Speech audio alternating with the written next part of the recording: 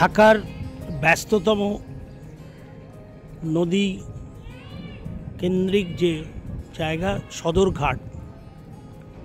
আমরা কলকাতায় যারা থাকি বা বাইরে যারা থাকি দেখি এই ধরনের বিভিন্ন স্টিমারে, যেমন ধরুন দাঁড়িয়ে আছেন এমবি বন্ধন, এগুলোতে হাজার হাজার মানুষ তারা করে কেউ চাঁদপুর, কেউ দিঘির পাড়, কেউ বরিশাল, বিভিন্ন জায়গায় যায়। আজ ভোটের দিন, সেই যেখান থেকে প্রতিদিন লক্ষ লক্ষ মানুষ যাতায়াত করে, ঈদের সময় প্রায় 1 কোটি মানুষ যাতায়াত করে একদিনে, সেই সদরঘাটের আজকে একদম পুরো নির্জন। ঘাটে দাঁড়িয়ে আছে বড় বড় স্টিমারগুলো, কোনো যাত্রী নেই, সারেং নেই কোনো সাধারণ টিকিট পরীক্ষা করার লোকও।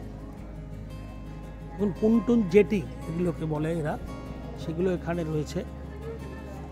এই বুড়িগঙ্গা নদীতে তীরেও এখানে যে জলটা, এটার সঙ্গে কলকাতার আদিগঙ্গার একটা মিল আছে। কলকাতার আদিগঙ্গার জল আর বুড়িগঙ্গার জল দুটোই কিন্তু একই কালার, কালো ঘন নোংরা। তাতেও এখানকার বাচ্চারা দেখুন, তারা কিন্তু খুঁজছে কিছু।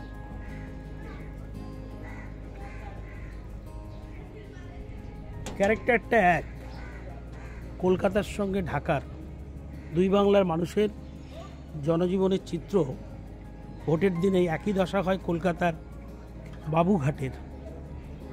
ঠিক একই চিত্র আজ আমরা দেখলাম ঢাকার সদরঘাটে। নির্বাচনী পরিক্রমার মধ্যে ঢাকা সদরঘাট থেকে কৃষ্ণকুমার দাস, সংবাদ প্রতিদিন .in।